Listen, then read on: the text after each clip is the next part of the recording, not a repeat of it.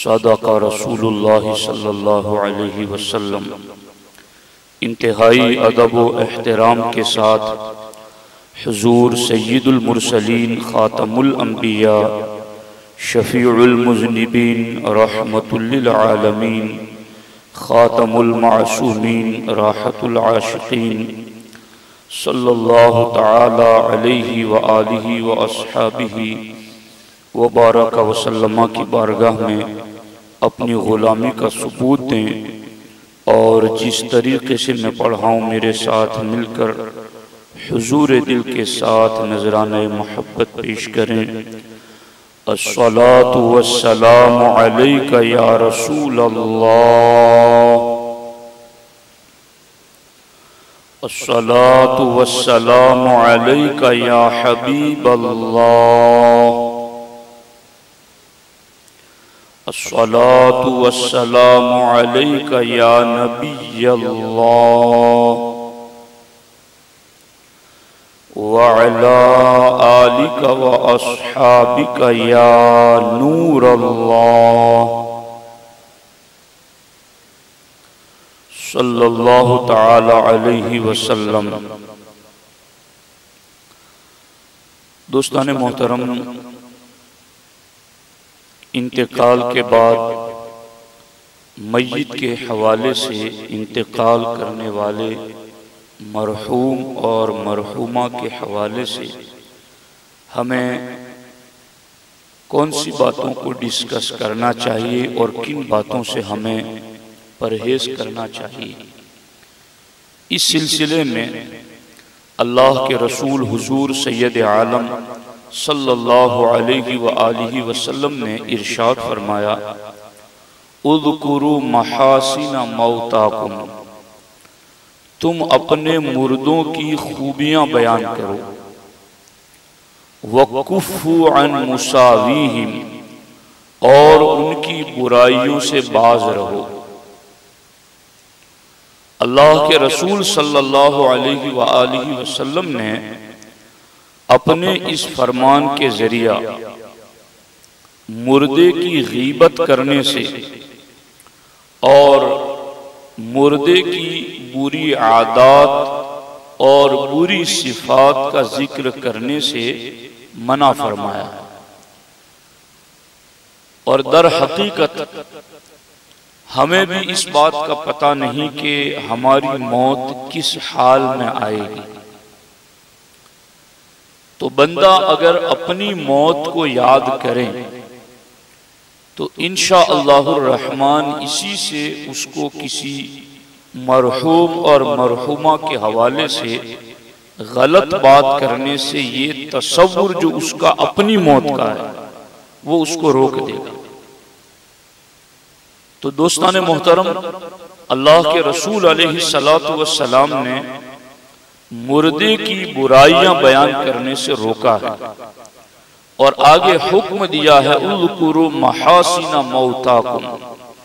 हाँ, अगर तुम कुछ बोलना चाहते हो तो उसकी खूबियां बयान करो, उसकी अच्छी आदतें बयान करो, उसके अंदर जो भी कोई अच्छा काम तुम्हें नजर आया हो उसका तज़किरा करो। लेकिन बुराई करने से, मोमिन मरहूम मुर्दे की बुराई करने से अल्लाह के रसूल अलैहिस्सलातु वस्सलाम ने रोक दिया है। बल्कि इस सिलसिले में ये बात भी मुसल्लमा है कि अगर बगैर किसी वजह शरई के मुर्दे की गीबत की, अब ये वजह शरई क्या हो सकती है?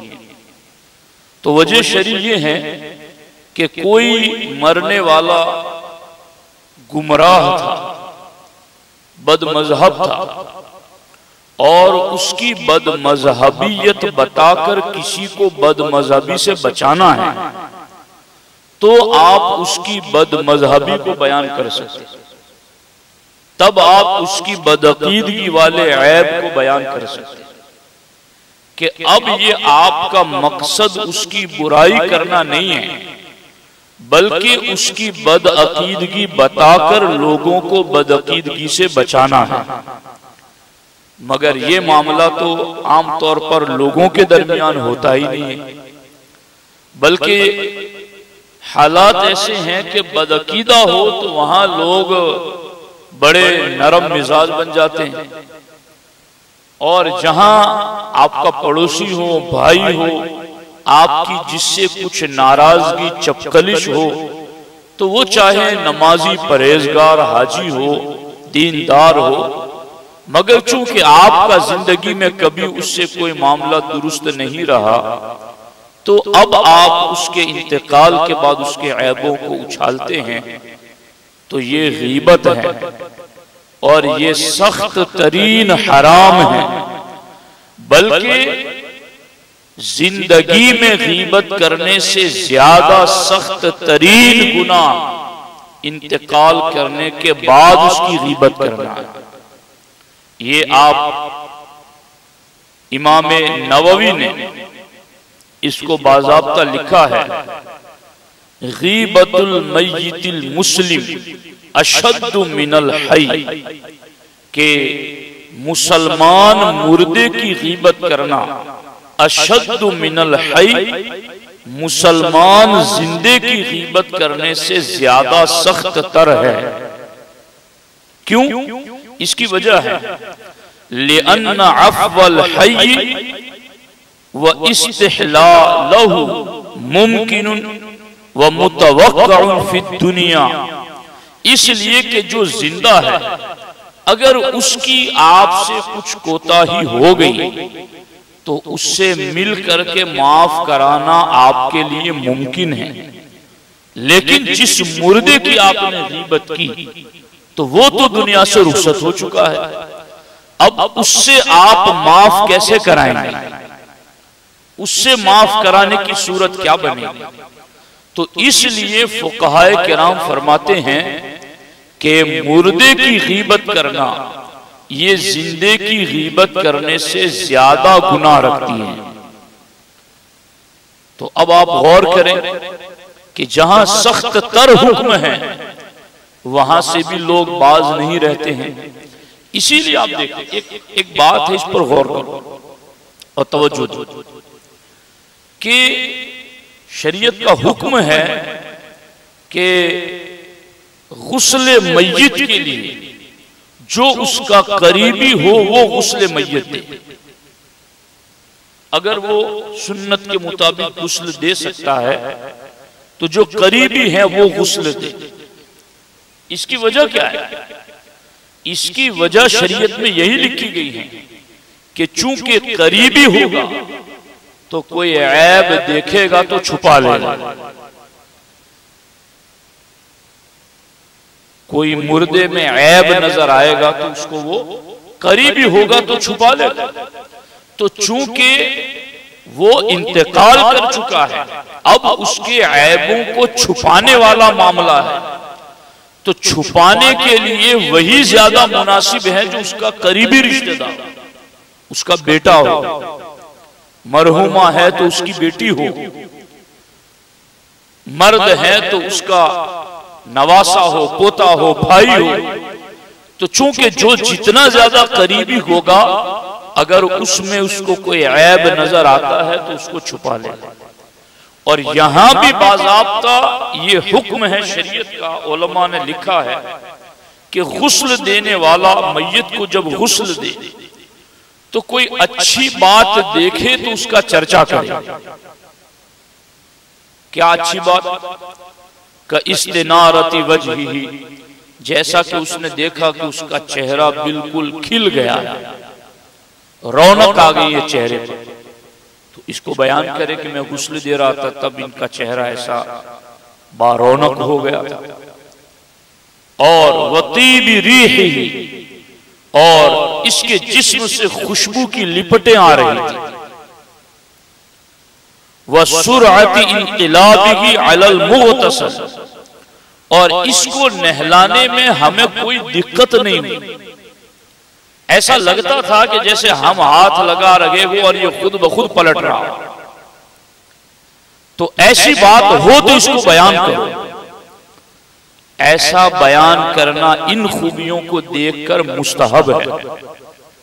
और अगर आपने नापसंदीदा चीज देखी, जैसे बदबू देखी, जैसे चेहरे का सियाह हो जाना देखा, या आपने बदन या शक्ल का बदल जाना देखा, तो अब आपको हुक्म है शरीयत की तरफ से कि आप इसको छुपाएं।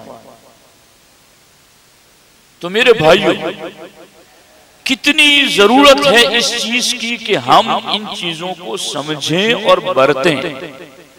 आज तो लोग बाज़ाब्ता बैठकर इस पर भी मतलब मुर्दों के ऐब भी बयान कर जाते हैं। औरतें भी बैठती हैं तो मुर्दों के ऐबों पर बयान कर जाती हैं कि ये तो ऐसा वैसा यूं तू। तो मेरे भाइयों, क्या ये जब बोल रहे होते हैं तब अपनी मौत याद नहीं होती? क्या अपना मरना याद नहीं होता कि तुम किस करवट पर मरोगे और तुम किस हालत में जाओगे? तो खामोश रहो। अगर बुराई देखी भी है तो खामोश रहो, अच्छाई देखी है तो उस अच्छाई को बयान करो। अब यहां ये बात भी काबिल तवज्जो है कि बुराई से रोकने वाली जो बात है, तो इसमें आप इसको महसूस कीजिए सिर्फ कि ये किस कदर गहराई वाली बात है। अबू जहल कितना सख्त तरीन बदबख्त तरीन काफिर था कि जिसने अल्लाह के रसूल अलैहिस्सलाम को कौन सी तकलीफ थी जो न पहुंचाई। बदर की जंग में कुफारे कुरैश को तैयार करके लाने वाला यही था और बदर में मारा गया है। लेकिन इसका बेटा हजरत सैयदुना इकरमा रज़ी अल्लाह ताला अन्हु ईमान ले आए, तो हमारे आका अलैहिस्सलाम ने सहाबा किराम को हुक्म दिया कि इकरमा के सामने इनके बाप अबू जहल को कोई बुरा न कहे। तो जहां काफिर कुफ्र पर मारा, वहां भी अल्लाह के रसूल अलैहिस्सलातु वस्सलाम ने उनके बेटे के सामने उस बाप की ऐब बयान करने से मना कर दिया। तो फिर जहां मोमिन ईमान की हालत में दुनिया से गया हो, मोमिना हालत ईमान में दुनिया से गई हो, उस पर कुछ सकरात तारी हो गई, कुछ नज़ा तारी हो गई, उसको कुछ बीमारियां लग गई। तो असल में ये भी मैं जुमा में कई जुमा पहले इस पर बयान किया था, पता नहीं लोग याद रखते हैं या नहीं रखते। अब मैं क्या करूं इस चीज को कि इस चीज पर भी मैंने मुकम्मल गुफ्तगू कर दी है आपके सामने कि मुर्दे पर इंतकाल से पहले जो बीमारियां और सख्तियां तारी होती हैं, अगर वो मोमिन है तो ये तकलीफें उसके लिए रहमत है कि अल्लाह ताला की पसंद ये है कि ये दुनिया से जाए तो गुनाहों से पाको साफ होकर जाए, इसलिए उस पर कुछ आजमाइशें डाली जाती हैं। अब लोग ऐसी आजमाइशों को ही इंतकाल के बाद बतौर ऐब बयान करते हैं, बतौर बुराई बयान करते हैं। इल्म नहीं है, अब ये जहालत है और कोई सीखना भी नहीं चाहता। लोगों की इल्म से दूरी देखो, बेगानगी देखो। तो अबू जहल जैसा बदबख्त, उसके उयूब भी उनके बेटे हजरत इकरमा रज़ी अल्लाह ताला अन्हु के सामने बयान करने से रोक दिया। तो फिर जो मोमिन और मोमिना हालत ईमान में दुनिया से गए हैं, उनके उयूब बयान करने की कैसे इजाजत हो सकती है? अब ये क्यों रोका गया, इसमें क्या हिकमत है? मैं मुताला कर रहा था, दौरान मुताला ये बात मेरे इल्म से गुजरी कि अल्लाह के रसूल सल्लल्लाहु अलैहि वसल्लम ने इरशाद फरमाया, उम्मुल मोमिनीन आयशा सिद्दीका से रिवायत है कि अल्लाह के रसूल अलैहिस्सलाम की बारगाह में एक इंतकाल करने वाले का तज़किरा हुआ। उसकी बात चली कि वो इंतकाल कर गया है, लेकिन उसका जिक्र किसी ने बुराई के साथ किया, उसका जिक्र किसी ने बुराई के साथ किया, तो हमारे आका अलैहिस्सलाम ने इरशाद फरमाया ला तज़कुरु हलकाकुम इल्ला बिखैरिन, तुम अपने मुर्दों का जिक्र करो तो खैर ही के साथ करो, खैर ही के साथ करो। अब यहां मुझे एक दूसरी पूरी बहस मेरी निगाह के सामने, मेरे आपके जैसे गुनहगारों को हुजूर ने खैर के दामन में छुपा लिया कि इनका जिक्र करो तो खैर के साथ, और जो जमात सहाबा है ही वो जिनके लिए कुरान में आया कुंतुम खैर उम्मतिन उखरिजत, वो पूरी जमात ही खैर वाली, यूं तो पूरी उम्मत खैर है, मगर जिनको बराह रास्त कुंतुम तुम खैर हो वो जमात सहाबा है। तो जब मेरे और आपके अंदर हजारों बुराई है, हमें हुजूर ने कहा कि तुम खैर के साथ इनका जिक्र करो, तो फिर जो है ही खैर पर, खैर की अलामात और खैर का निशाने मंजिल है, फिर उनके बारे में बुरी बात करने से किस कदर ज्यादा रोक दिया गया। तो मुर्दों के बारे में जब सरकार के सामने उस शख्स का बुराई के साथ जिक्र हुआ, सरकार ने फरमाया खैर के साथ जिक्र करो, क्योंकि सरकार ने फरमाया ज़ालिका लिअन्नहुम क़द अफ़ज़ौ इला मा क़द्दमू, इसलिए कि जो उसने आगे भेजा है उस तक वो पहुंच चुका है, अब तुम क्यों इसके बारे में गलत बात कर रहे हो। उसने अच्छे अमल किए तो उसकी जजा तक पहुंच गया, अगर उसने बुरा किया है तो उसकी सजा तक पहुंच गया है, अब तुम उसके क्यों यूं बयान कर रहे हो। समझ आ रही है नहीं आ रही। सरकार ने इस तरीके से रोका और जज्र की कि ऐसा ना करो, उसको उसने जो कुछ किया था वो उस तक पहुंच चुका है, अब वो है तो नहीं जिंदा, तो अब तुम इसकी बुराई करके खुद अपने नामाए अमाल में गुनाह क्यों दर्ज करा रहे हैं। अब देखो यहां पर अल्लाह के रसूल अलैहिस्सलातु वस्सलाम ने असल में इस चीज से क्यों रोका, ये बहुत खास बात है, फिर गुफ्तगू खत्म करता हूं कि सरकार ने मोमिन मरहूम और मरहूमा के उयूब इंतकाल के बाद भी बयान करने से जो रोका है, इसकी खास वजह है। ऐ परहेजगारों, ऐ दीनदारों, तुम्हें अल्लाह के रसूल ने कितना बुलंद मर्तबा दिया है कि तुम्हारी जुबान से निकलने वाले लफ्ज अल्लाह की बारगाह में गवाही बन जाते हैं। तो तुम सोच समझ के बोला करो, तुम किसी के बारे में बात करो तो गौर व फिक्र करके बोला करो कि तुम्हारी बातें अल्लाह की बारगाह में मोहर की हैसियत रखती है। अल्लाह के रसूल अलैहिस्सलातु वस्सलाम ने फरमाया, हजरत अनस से कि हम लोग एक जनाजे के पास से गुजरे, फअस्नौ अलैहा खैरन, तो हमने उस जनाजे के बारे में भली बातें कही, बहुत अच्छा था, परहेजगार, दीनदार, मिलनसार, अकीदे अमल का पक्का था, बातें की हमने। तो अल्लाह के रसूल अलैहिस्सलाम ने फरमाया वजबत, इसके लिए वाजिब हो गई। सुम्मा मर्रू बि उखरा, फिर दूसरा जनाजा गुजरा, फअस्नौ अलैहा शर्रन, तो हमने उसके उयूब बताए, उसके जो नकाइस और कमियां थी वो हमने जिक्र की। तो हमारे आका अलैहिस्सलाम ने फरमाया वजबत, वाजिब हो गई। तो हजरत उमर इब्न खत्ताब रज़ियल्लाहु ताला अन्हु ने बारगाह रिसालत में अर्ज किया, मा वजबत, हुजूर एक की खूबियां एक की बुराइयां, लेकिन दोनों के लिए एक ही लफ्ज वजबत, वाजिब हो गई। तो क्या चीज वाजिब हो गई। सरकार ने फरमाया हाज़ा अस्नैतुम अलैहि खैरन वजबत लहुल जन्ना, ये जिसकी तुमने भलाई और खूबी बयान की, रब ने उसके लिए जन्नत वाजिब कर दी।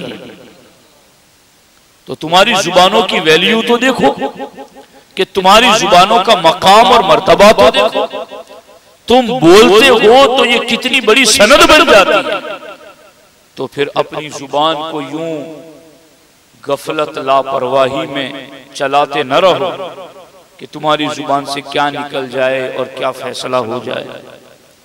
हजरत सरकार दो आलम सल्लल्लाहु अलैहि वसल्लम ने फरमाया, और ये जिसकी तुमने बुराई की फवजबत लहुन नार, उसके लिए जहन्नम वाजिब हो गई। अल्लाहु अकबर। अंतुम शुहदाउल्लाहि फिल अर्द, तुम तो जमीन पर अल्लाह के गवाह हो। तुम्हारी बात तो बतौरी गवाही मान ली जाती है। तो अब तुम अपनी जुबान से किसी मुर्दे के बारे में कोई बात कहना चाहो तो फिर गौर व फिक्र करके कहो कि ये सिर्फ तुम्हारी जुबान नहीं, ये जन्नत और जहन्नम के फैसले हैं। और इससे ये भी तो सोचने वाली बात है कि किसी परहेजगार की जुबान पर खैर के साथ हमारा नाम आ जाए, ये भी हमारे लिए एक सनद बन जाता है। इस पर आपने गौर नहीं किया? इन जुमलों पर फिर से सुनिए, ध्यान दीजिए। किसी नेक परहेजगार दीनदार शख्स की जुबान पर फासिक व फाजिर तुम्हारी बुराई करता है तो वो तो फिस्क में ऐसे ही पड़ा हुआ है, उसको दीन से क्या लेना देना। लेकिन कोई दीनदार परहेजगार मुत्तकी शख्स अगर उसकी जुबान पर तुम्हारे हक में खैर का जुमला निकलता है तो ये खैर का जुमला हदीस पाक की रोशनी में तुम्हारे लिए जन्नत की सनद बन जाता है। तो सालिहीन से अपने मुर्दों के लिए दुआएं भी करो, सालिहीन की नजरों में रहा करो, सालिहीन से रब्त और ताल्लुक रखा करो। मैं खुद इस बात की कोशिश करता हूं, ये मेरा अपना अमल है जो मैं आपको बताऊं, और इसके लिए जो कुछ मैं करता हूं वो मैं आपको नहीं बताता कि सालिहीन की नजर में रहने के लिए हम करते क्या है। मगर आपसे जो हो सके सालिहीन की नजर में रहने के लिए बस उनके करीब रहें, उनकी नजर में रहें, उनसे ताल्लुक और रब्त बना के रखें, क्योंकि इनकी जुबान से निकलेंगे खैर वाले जुमले, वजबत लहुल जन्नह, सनद मिल जाएगी। तो मेरे दोस्तों, ये चंद हिदायत थी जिनका अर्ज करना मैंने जरूरी समझा, इसलिए मैंने आज की सुन्नी इज्तिमा में ये बातें आपके सामने रख दी हैं। चूंकि ये हाफिज मुश्ताक साहब और दूसरे साथी अफजल भाई ये लोग मेहनत करके यूट्यूब पर भी इसको जारी करते हैं, तो आप लोग इसको बाद में भी सुनो, अपने घर की औरतों को भी सुनाओ, ताकि वो भी सुने तो इबरत पकड़ें और ये माशरे की बुराइयां लानतें निकलें, तो फिर घरों में सुकून आए, बरकत आए, चैन आए, और गुनाहों का मैल हमारे दिलों को बोझल कर देता है। ये मैल उतरेगा तो फिर इंशाअल्लाह दिल भी मुतमईन रहेगा, अहले खाना भी मुतमईन रहेंगे। अल्लाह जल्ला शानुहु अपने हबीब पाक अलैहि तहियत व सना के सदका व तुफैल मुझे आपको सबको इन कही हुई सुनी हुई बातों पर अमल की तौफीक अता फरमाए। अस्सलामु अलैकुम व रहमतुल्लाहि व बरकातहू।